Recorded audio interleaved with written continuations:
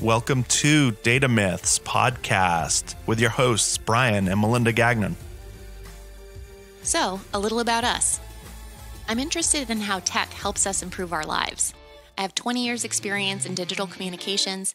I'm an ex-Googler and now help launch new companies and products. And I've spent 20 plus years evangelizing tech at some of the world's largest companies. Whether you're a dataphile or a dataphobe, we have something for you on this podcast. So get ready. Let's go. Good morning, Brian.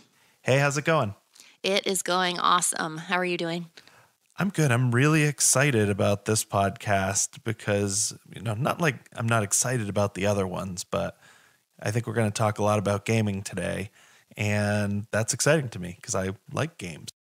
You mean you like games more than you like Shopify or MailChimp, for example? Oh, hell yeah. Just absolutely. Shout out to the last podcast. Yeah. With you. Gaming is more fun. And there is a ton going on right now in the gaming space. And I feel like, there really always is. It's a fast moving industry, of course. There's a ton of revenue there, a ton of opportunity. But in the past 2-3 weeks, we've seen just a new major release from significant industry players about gaming streaming services, which has been just fantastic to see. Yeah, it's really neat to see all of the different players coming out because if you rewind the clock, there was really just a couple, in the 80s and 90s. It was the biggies, right? It was Nintendo and Sony and Atari earlier on. And, on the computer side, the TRS and the Commodore 64 and Apple II, there were a couple platforms, but there were a couple big players and that was about it. But now it seems like everybody's getting on board and has a gaming platform. I feel a little reluctant that we don't have a gaming platform. I think right. We need to get on that and develop our own. Yeah, that'd be a good weekend project. Yeah. And this is coming right amid a big gaming convention. So PAX East was a couple weeks ago now, and we had a couple of our teammates in Boston for PAX East, and that's just basically a huge show about video games, tabletop games, and a huge focus of that is indie games, and really seeing some of these smaller companies who are doing cool things. So they got a kick out of it, and on that note, want to give a big thanks to Uprise Partners who sponsors our podcast. So we appreciate it very much, and Uprise does a lot with gaming, so helping to launch new games, market new games. So the team was right in their milieu, so to speak, being at PAX, which was cool. I just picture those guys like dressed up in like stormtrooper outfits, like walking around playing games all day, and that really makes me smile. Yeah, it's awesome. It's awesome. So, well, where do you want to go? What do you want to talk about today? I think it makes sense that we think about basically where gaming is today and where it could be going. So overall trends that we're seeing, because clearly something is happening that everyone's on board with, the major trends in play here with making these very significant investments in gaming streaming. So, what are some of the things that you've seen in the past few years that may have led to this trend? Well, and so I would say before we talk about any of the new players, which are, some of them are surprising to me, some of them are not. Let's rewind the clock a little bit, right? So in 2008, this is an incredible statistic. 90 million units a year were sold for gaming platforms. Today, it's about 45 million. And that's on the traditional platforms. That doesn't include computers, mobile, etc. So that's like console games. That's console games. Okay. Yeah. And so if you think that's a huge, that's half, right? So half of their business went away. Where did it all go? And so, today in 2019, over 60% of that market is on the PC. And the rest of that is in mobile. Now, 38% is in mobile. That doesn't leave a lot that is going into other areas. VR and AR are very nichey today. They're kind of taking up a piece of that, but it involves using mobile or using a PC. So, you know, they're kind of counted separate. Mac has always not been a strong gaming platform per se. iOS, different story. Apple iOS, one of the biggest game platforms as far as downloads and users are concerned, but that's because so many people have an iPhone and that's counted on the platform. Yeah, and and in terms of revenue share, so like TV console VR is starting to go down, PC MMO is starting to go down a little bit, and then the smartphones, watches is growing, and I wonder if that growth is simply because the barrier to entry is lower. I mean, it's obviously less expensive to play a game, access a game on your mobile phone than it is to buy a console or to have a laptop or a computer that is good enough to play a game on. Well, and if you think about it, this is a classic programming problem, right? So if you think back to the Atari days, I'm not sure right off the top of my head of how little you could actually store on that cartridge, but it was not a lot. So when you created a game, you had to be thinking like almost a hardware manufacturer to make that game so that it was super efficient. And you made the game once, you sent it out to fab, the game got pressed, and that was it. There were no updates, patches, or anything like that. You move into like the N64 era, where now all of a sudden you have disaggregated some of that memory and been able to put it in the device to store things like profiles and all of that. Now we're into a new realm, right? Where they can have a little bit of a patch. And then you get into Xbox, right? And some of that information, some of the game was actually stored up in the cloud per se, being able to get patches for the game. And then you move into the computer realm, which has always been able to get updates. You've got things like Blizzard and Diablo, which is one of my favorites, as well as StarCraft. I've probably wrecked many of hours. Confirmed, yeah. Playing these games, but they're now coming out with a character set, and then the next patch or the next release has a whole new section of the game, and then they fix some of the gameplay and some of the AI that wasn't available 15 years ago, really. Yeah. So gaming's really changed. And by the way, not giving you a hard time for playing lots of StarCraft. I am guilty of spending many hours playing Zelda. It's how I learned to run a business. You build a pylon, that's like a manager, and then the manager can manage up to 10 things, and so I think it's all a learning, growth experience. Yeah. I mean, I'm a firm believer. I think Blizzard should pivot because they haven't really knocked it out of the park with gaming lately. So maybe they should pivot and make a CRM and a business automation platform. Everyone would love it.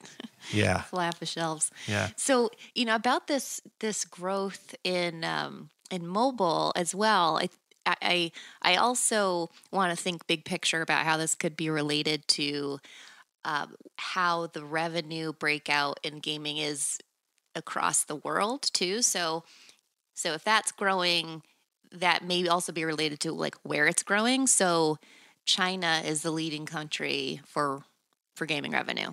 So followed by the US. But that's just a numbers game, right? Yeah. I mean, there's many more people there. Right. So they have like 41% of the market. US has 32. Well, and I think the other interesting part is back to Blizzard. Blizzard created a version of Diablo specific for the mobile market, and it wasn't for the United States.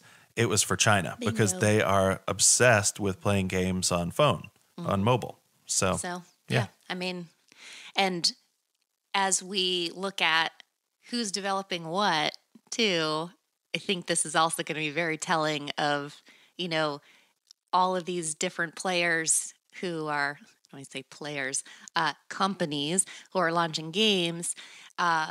What markets are they focusing on? How are they entering? How are they growing? So this is all obviously interwoven, I think, into the strategy. Yeah, I'm not a player. I just crush a lot. Oh. Boom. So in terms of, okay, who's doing what? We've got a lot of companies in the mix. So yes. And so let's bring this back to data because this is Data Myths and we talk about all things data. So let's talk about the why and where we are today, right? So today, in the last 2 months, Apple has announced Apple Arcade. So they are making a streaming gaming platform. I'm just going to ramble off a bunch of these Yes, and then we'll give us the rundown. We'll circle back. Microsoft is coming out with a gaming platform, which it's arguable that they already had that, right? So Google is coming out with Stadia, their gaming platform, which will be subscription based for basically an open market. Snapchat just announced that they're coming out with a platform, probably because their user base is eroding as quick as a riverbank in a storm. And then you've got other players like Walmart. You've got players like Verizon, right? Walmart is now building a huge gaming platform. It's rumored. That's interesting. And if you think about it, they also just launched a gaming computer platform or not a platform, but they are now selling gaming computers. That is interesting. So now it looks like they're building some adjacent markets there for themselves. And that's really cool. You look at Verizon. Why is Verizon doing this? Well, a lot of these streaming games, at a minimum, Google is saying that, you need at least 25 megabits per second for streaming. Well, now we're into 5G land. So why is Verizon doing it? Well, if I was them, I would be building demand around building out an expensive 5G network. So that's kind of the lay of the land of where we're at. It's complete ecosystem. And that's, I think, the key thing for anyone who doesn't follow gaming to realize that gaming is part of the media, entertainment, tech ecosystem, and it's interwoven everywhere now. Well, when we were at CES, when we were at South by Southwest this year, for the first time, they have a gaming section now, all dedicated to games. CES, tons of games. They've always had games there.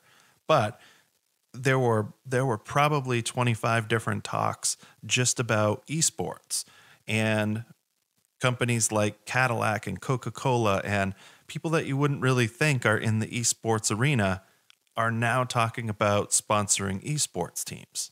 And what does that look like to monetize and build out a community around? And to me, that's probably 3 other podcasts worth of content to talk through.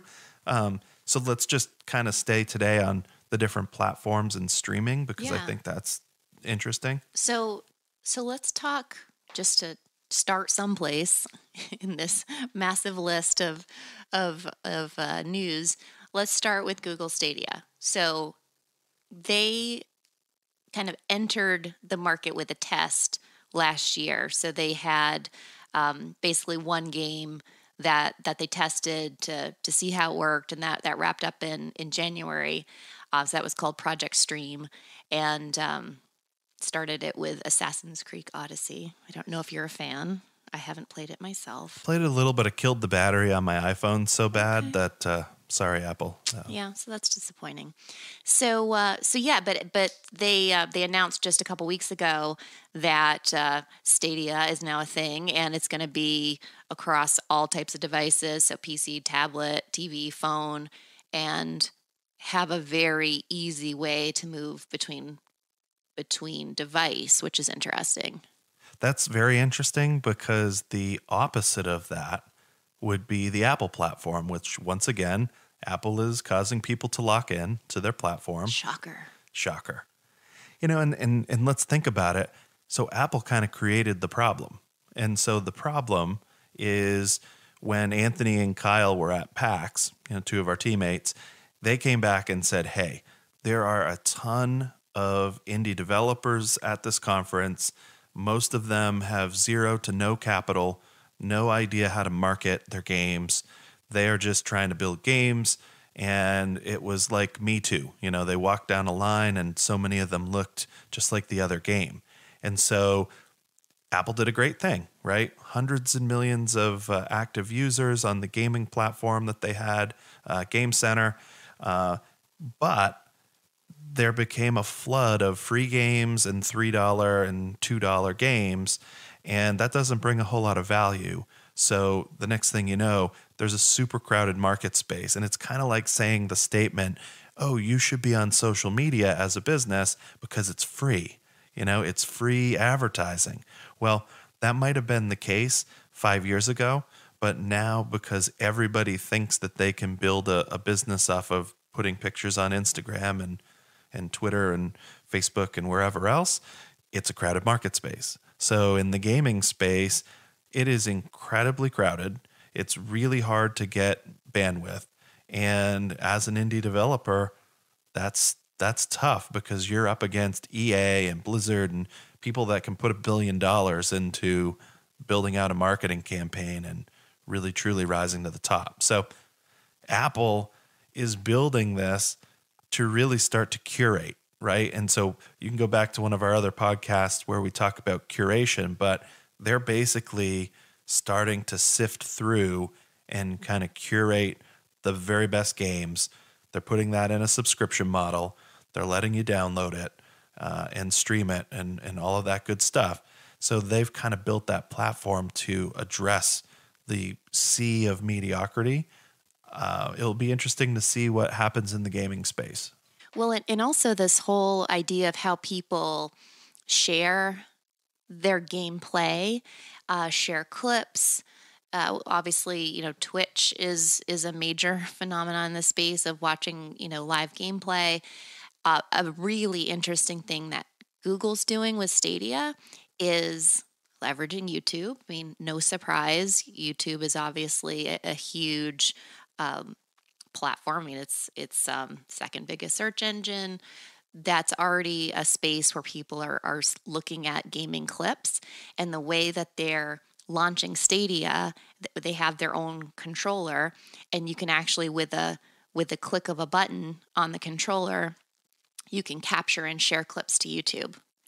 And that is just another way that this is flexible. It's easy to share. It's easy to promote, bring people in. And they also have this thing called State Share that lets you, share these moments and also share an exact link to a certain part of a game. And there are already people who are figuring out a way to monetize and really blow out this particular feature. So this is really significant. I mean, there are people making $10,000 to $40,000 a month just announcing other people's games. Literally like, ooh, look, the person went over there and crouched down behind the thing. They're going to do the magic move and take out the opponent. I mean, it's really interesting. It's like, Madden for video games, and it's huge. What's the average user count on Twitch? On Twitch, so 15 million daily active. Yeah, that's pretty sizable. And it's sizable. YouTube is 63 million. So, YouTube's upping their game with sharing video. Like, watch out, Twitch. I mean, this is game on. Nice. Well, and if you think about it, right? So Twitch got snapped up for $950 million from Amazon. Amazon hasn't quite come out with a gaming platform yet, but has to be coming. It has to. But maybe by the time this airs, Amazon will have launched it. Yeah, or announced it. Well, I think they've got a lot of different problems coming about, and having a pretty razor thin margin probably is starting to weigh on them and what they have to focus on. But the other piece to this is, if you think about what, as we move into streaming, right? That's a huge amount of data that has to get moved around. How's that possible? But more importantly, where is Netflix and Hulu in this whole thing? Good question. Non-existent. And so I've read a few articles, and the articles start out saying, who's going to be the Netflix of gaming? When somebody's saying that, that is basically saying Netflix is not going to be the Netflix of gaming. Well, if you think about, you talked about Amazon razor thin margins. Well, what have they invested in recently? Same thing that Hulu and Netflix have been investing in, which is original content, major films with major talent, and that is expensive. So, do they have the coffers and the guts to start a gaming platform? I mean, Well, that's part of the picture. And they have huge data centers, so they have a lot of compute. And that's where they're making all their money. Let's be honest. They're not making it on groceries and consumables. Right. That's where the thin margins are. The meaty margins are across the aisle over in the warehouse where all the computers are whizzing away. So yeah. And getting into that content space for sure. So in terms of, we've got Stadia, really flexible, great promotional aspects. Talk to Apple. So Snap, this is a different flavor altogether. Yeah, so which I actually like the simplicity of this. So they're building the whole platform, HTML5. It's all, really, it's all about ease. It's about making it easy for developers. They're not going to charge for the platform, but they are going to have some ads-based content in there. It sounds like they're prototyping that a bit, or betaing that and figuring out how they monetize. But the cool part about that is they've built the platform so that up to 24 people can actually watch other people play games. So they built that Twitch functionality right into the game.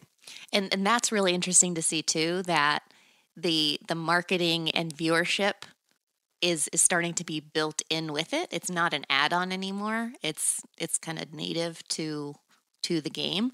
And the whole Snap Games is just really cool in itself, but it's also part of this just again, not to take us off course here, but like this trend with Snap of really trying to diversify and get stickier, because they do have a lot of competition with lenses and with Instagram stories coming out and all of that.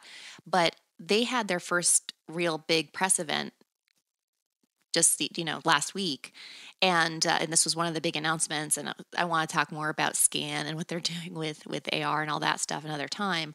But essentially what they're doing is saying, look, we need to figure out a way to keep people engaged and entertained while they're using our platform. And this is Farmville. That's. And the games, they look really fun. Their launch video, it was stuff that was very similar to what the good old like Atari games were. What was that one? Space Invaders. I think they had like a Space Invaders, play on it, and it's just fun. It's that kitschy kind of graphics and. Yeah. Well, Minecraft is like that. Minecraft's not all about graphics. It's very boxy, and that's the whole purpose of it. And, you mentioned the, monetization. So it's an interesting take on those. A lot of us think are annoying, like ads, like just wait 3 seconds, before you can hit skip. But they're doing, users opt in to looking at 6-second unskippable commercials. And then when they watch it for the whole 6 seconds, which feels like eternity a lot of times, but they get rewarded. So they either get they get something to benefit them in the game, if it's like a power up or, some kind of bonus in game or something like that, which is such a cool idea. Well, they don't call it gamification for nothing, right? It's it's Pavlov's dog. Gamification, yeah. It's a great idea. So, yeah, I think that's all really interesting, and I think if we fast forward it a little bit, where is this all going, right? And I think we've talked about this before, and network effect and stickiness, right? Apple has a problem. Their iPhone sales have started to erode. It might not be as interesting to pay a premium anymore. And the competition has actually been ahead of them technology-wise for quite some time. They've somehow managed to keep the magic juju alive, but I think it's starting to wane. So they're figuring out ways to keep people engaged and sticky on the platform.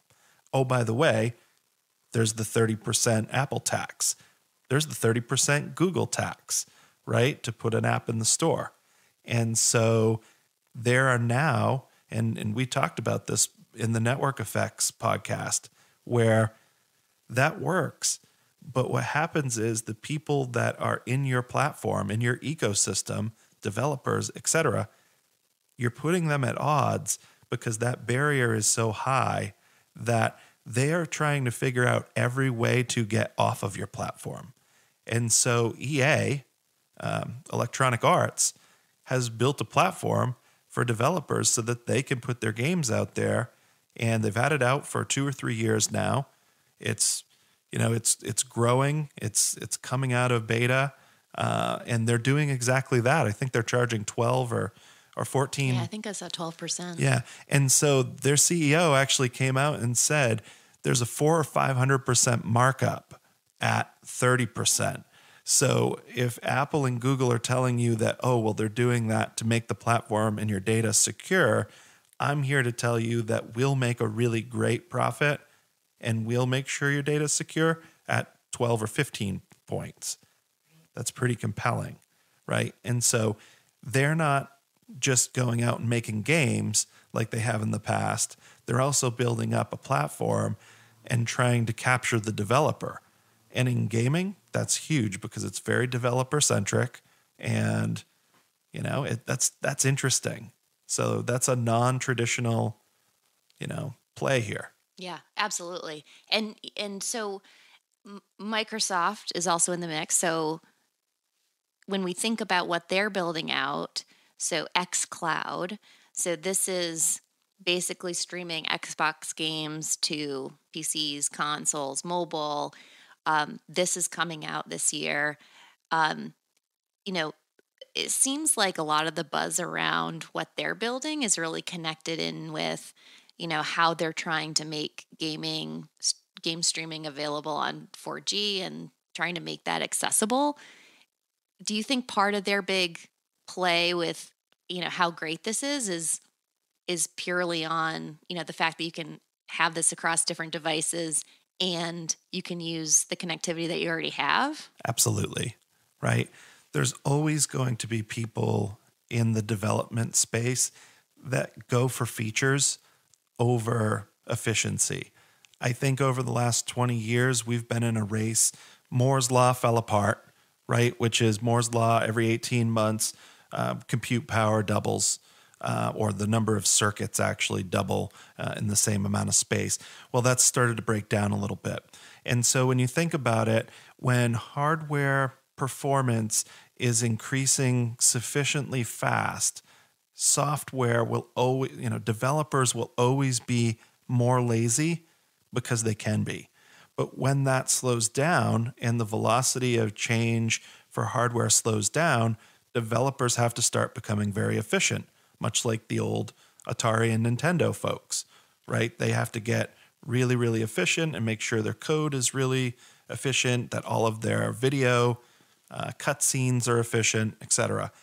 I think now we're at that point in the road where 5G is going to help. That's sort of the next lever to let developers just be lazy and continue to develop crazy cool stuff without much look at efficiency. But now you're going to start to get into streaming.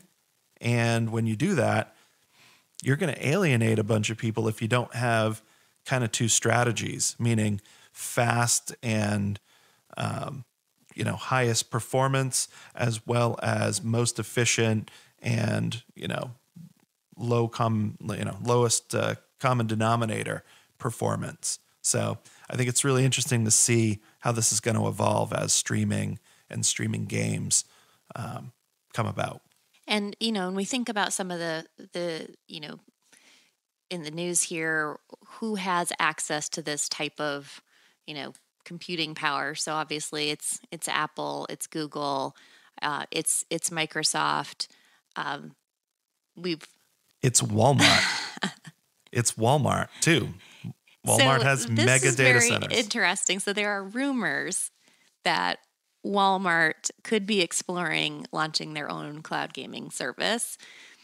No one's saying if that is actually happening or not, but they have 6 huge data centers, and that is very similar to what we see with Apple, Google, Microsoft. So tell me a little bit about this technology and how data centers are so critical to companies being able to launch these game streaming services.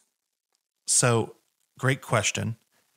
When I think about it, let's talk about what gaming is not. Gaming is not the same as streaming video, right? Streaming video, you use a processor, you use a codec, you encode that video stream. And so basically, you're just compressing the video stream into a format that devices at the other end can decode. So that takes a bunch of compute processing and, uses a GPU. It's very stabilized in that just runs through. It takes a certain amount of time, and then that gets put on the wire and sent to whoever's requesting it. So that is a very asynchronous process. So when you think about gaming is a very synchronous process. So latency matters. It's like the telephone. If you say something on the telephone and it takes 3 seconds for the voice to get to the other end, that conversation gets really weird really quick. So when you think about gaming, there are inputs. People are clicking on things like crazy. They're running around, they're holding down the mouse or whatever, or dragging their finger across the screen. All of those inputs have to get transmitted somewhere to have the game do a certain something. And so all of that polygon processing is tremendous. So it's also having to use a codec to sort of compress some of that video stream and the processing, but it's also having to do inbound, really low latency requests and handle those and serve those back out. So what's a codec? So a codec is just basically, call it an encryption algorithm. It may also have to do with things like quality and determining quality of the stream, so to speak. But really, to just completely simplify it, it's essentially an algorithm that helps compress that into a usable format. It's like Pied Piper. It's like Pied Piper, yeah, absolutely. I get it, yeah. It's a middle out algorithm, yeah. It's fantastic. It's middle. I wonder middle if in. Huli's coming out with their game streaming platform. Absolutely love that show. Yeah. It's so, in working in Silicon Valley for 24 years or so, it's pretty spot on. It's but scary I digress. how spot on it is. Yeah. So we're getting the scene here, and we're also seeing development of new GPUs that make all of this possible. So what's happening there? So let's talk a little bit. Not everybody probably knows what a GPU is. So break it down. GPU, CPU. Okay. So CPU, which is in your phone, which is in your computer, that's really the processor that does the bulk of the work. It's the multitasker. It's the thing that allows you to be downloading a file, listening to a podcast, typing an email, and getting internet, traffic all at the same time. A CPU, it's wildly multifunctional. It can do a lot of things. It is a traffic cop. It's the best multitasker that you could ever imagine. But to be able to do all of those different streams, it sacrifices some performance. A GPU is very different. It is very, very focused on doing complex tasks that are very well boiled down. So an example of that might be calculating a math equation. And it just calculates the math equation over and over and over and over again. It knows the operands. It knows some of the variables or where to find the variables, but it's all very defined and it does it until it's done. So it's not having to worry about pausing and taking some mouse inputs or going over here and getting something from a Wi-Fi connection and putting that in a usable format. It's running math and it's doing it really fast and spitting that out. So it's just very focused, a GPU. It has thousands of cores today. And if you think back, where did GPUs really come from? The interesting part is companies like, or not companies, gaming really drove the GPU business. So when Doom came out back in the early 90s, I think it came out just a little bit before I was in college. First 3D gaming platform. It was glitchy as all heck. I remember blue screens of death all the time when trying to play it. Really cool game. It pushed, everything. Not long after that, NVIDIA came out with a GPU. It had something like, I think, 256 megs of memory on it, or actually probably didn't even have that much. But it was all about calculating polygons for that game. Well, it seems like history is repeating itself because obviously gaming is pushing the industry forward again, and Doom is entering the picture again. It's going to be one of the first games that Stadia launches, so Google's platform, and Google is building their own GPU. So they're partnering with AMD to build it, but it's all happening again, right? That cycle. Well, so now let's fast forward, right? We're going to skip out of gaming here for a few minutes and go to other places. So in 2010, this is really interesting. So all of these platforms, it became a race to get away from those square-edged games to smooth games and really kick-ass graphics. Sony and the PlayStation was really kind of leading the charge. Nintendo was way far behind in that. But they really started to build those things. The DVD was born, the Blu-ray was born, and all of those technologies. So GPUs started to grow like crazy to really meet the demands of these game programmers. Well, in 2010, the Air Force actually took almost 1,100 Sony PlayStation 3s, and they built a supercomputer out of it. And not only did they build a supercomputer out of PlayStations, they built the fastest, supercomputer, which is pretty amazing, right?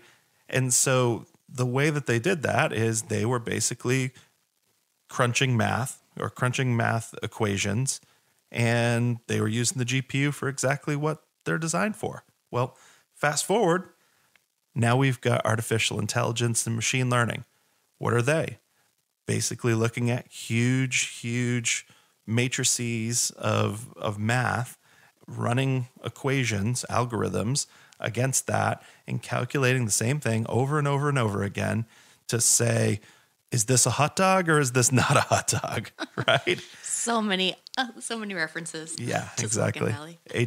HBO better send my I know. royalty We check. are not sponsored by HBO. We would like to be sponsored by HBO. Nah. So now if you think about this, now moving full circle, Bitcoin really wouldn't have been possible if it wasn't for a GPU. AI and machine learning really wouldn't have been affordable if it wasn't for a GPU. So basically what we're saying, gamers everywhere, thank you for making the world a better place and making us have more interesting technology available. Thank you for eating all the munchies and staying up till 4 a.m. in your parents' basement and making... Little did they all know, with every game, with every hour, they were moving the train of innovation along. Yeah. So now let's fast forward. So now we have the compute power. And that compute power for gaming, it kind of diverged and went into a bunch of other places. So you're right. Google is building their own GPU, but they have also built a TPU, tensor processing unit. So TPU, that's really all about machine learning. So and this has nothing to do with Halloween pranks, by the way. No. TPU. No. Yeah, exactly. You're just full of it today. But basically, they are building really sophisticated math processors that can, just about every video card today can do a teraflop of compute. What is a teraflop? Can I just say that's one of my favorite words right now? Oh boy. A teraflop. Okay. So a teraflop is basically how many million floating point processes you can do in a second. So a CPU is not that great at that because it's just not built that way. It is all about operations, and GPUs are all focused on operations. So almost every video card on the market today does north of, 7 or 8 teraflops. Some of the latest ones are into the 10 plus, 20 plus. So one of the things Google's bragging about is the fact that they're beating other major gaming platforms with this. So they have 10.7 teraflops compared to 4.2 for PlayStation, 6 for Xbox One. So that's one of their claims to fame with this new rollout of Stadia. That's really interesting. And if we think about it, so all of this GPU processing power is making streaming possible for Netflix. That's what Netflix uses, a ton of GPUs for streaming. So that's part of it.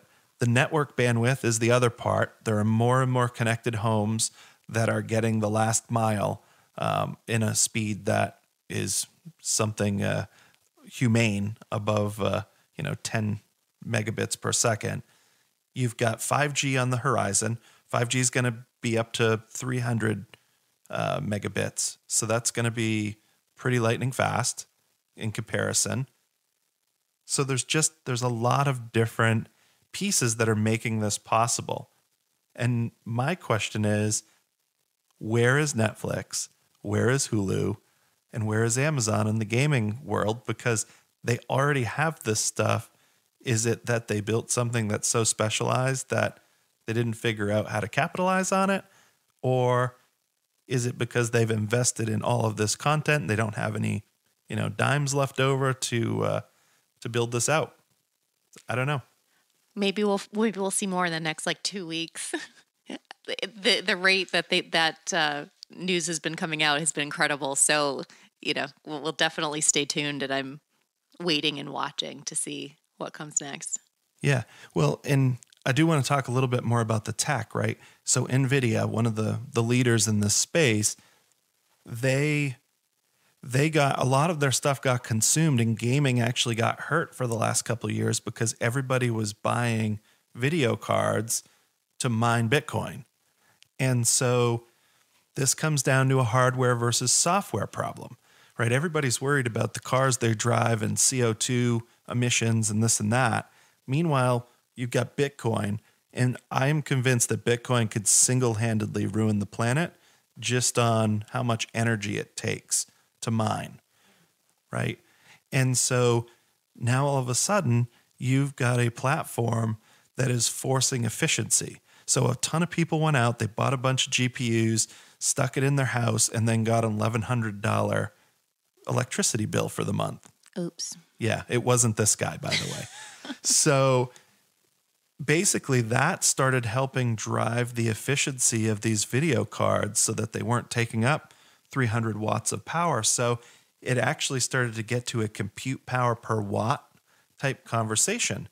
So now we've started to see the opposite happen, where efficiency now is starting to be looked at again.